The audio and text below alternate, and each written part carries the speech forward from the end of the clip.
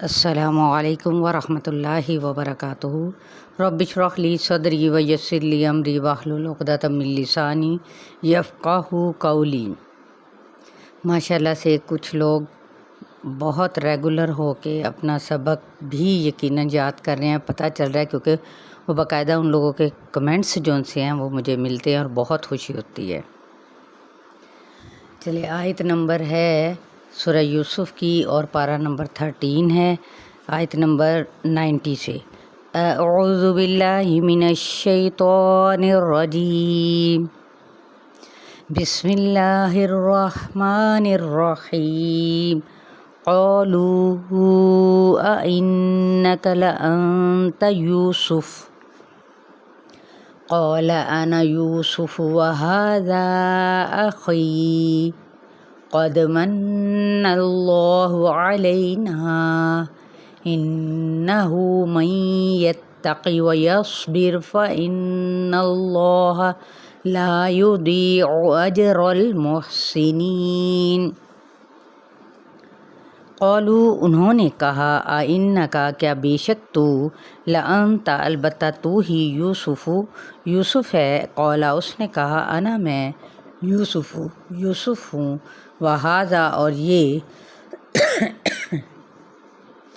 اخی، میرا بھائی ہے، قد، تحقیق، منا، میم نون نون، احسان کیا، اللہ تعالیٰ نے، علینا، ہم پر، انہ، بے شک وہ، من یتقی، جو تقوی اختیار کرے، ویصبر، اور صبر کرے، فإن اللہ، تو یقیناً اللہ تعالیٰ، لا، نہیں، یضیع، ضائع کرتا، اجر یا بدلہ، المحسنین، اجر محسنین کا۔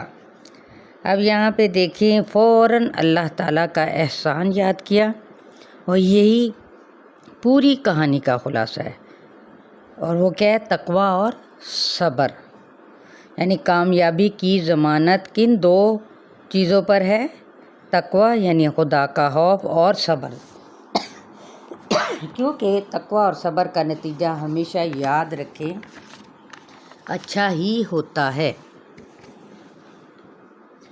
قالوا تاللہ لقد آثرک اللہ علینا وإن كنا لخاطئین۔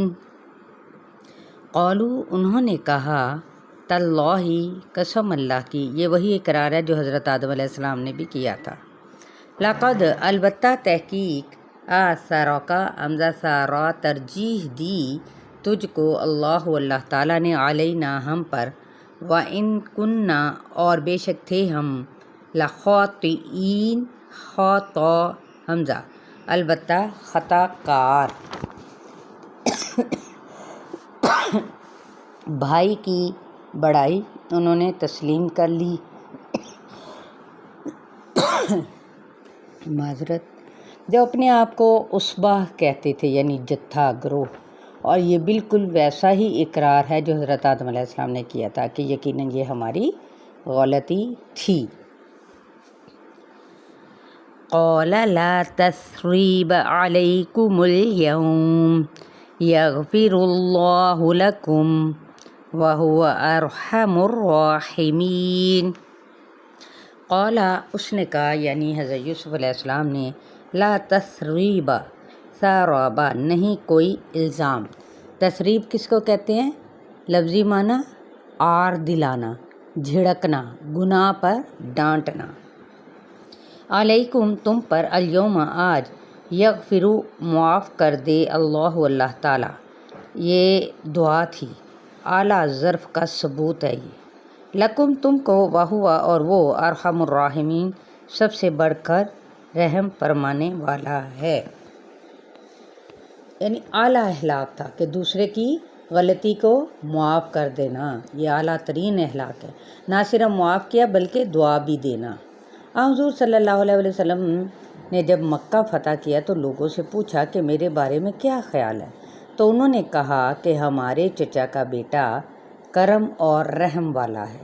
آپ صلی اللہ علیہ وآلہ وسلم نے فرمایا، میں تم پر کوئی الزام نہیں رکھتا، ابھی آپ صلی اللہ علیہ وآلہ وسلم سفر میں تھے کہ ابن امیہ اور ابو سفیان مل گئے راستے میں، لیکن آپ صلی اللہ علیہ وآلہ وسلم نے کچھ نہ کہا۔ آپ صلی اللہ علیہ وسلم کی شان کا ابو سفیان پر بہت اثر ہوا۔ جو اللہ کی خاطر معاف کرے اللہ اس سے خوش ہوتا ہے۔ کاش ہمارے روزمرہ کے رشتوں میں بھی حسن پیدا ہو جائے۔ یہاں معاف کیا جا رہا ہے جبکہ اس کے بھائیوں نے انہیں باپ سے دور کر کے کنویں میں پھینک دیا تھا۔ یہ سبب تھا بنی اسرائیل کا کہ وہ فلسطین چھوڑ کر مصر چلے گئے تھے۔ اسی موقع پر کہا تھا کہ سب آ جاؤ۔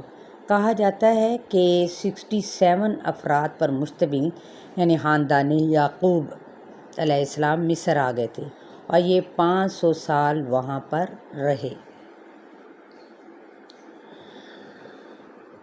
آگے اگلی آیت سی ہے اذهبوا بقمیصی ھذا فألقوه على وجه ابی یأت بصیرا وأتونی بأہلکم اجمعین۔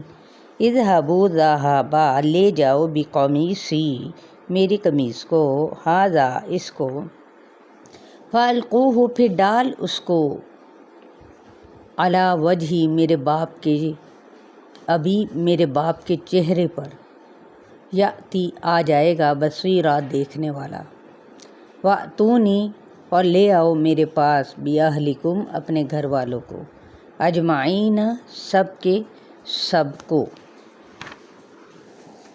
20 سال تک باپ جو نبی بھی تھے، کوئی غیب کا علم نہ تھا، کچھ خبر نہ تھی۔ جب اللہ نے خبر دی تو وہی سینس بھی اسی وقت تیز ہو گئی ان کی۔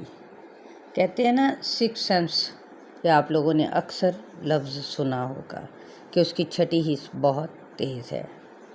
94 تک آپ لوگوں کی آیات ہیں، 93 تک، ٹھیک ہے۔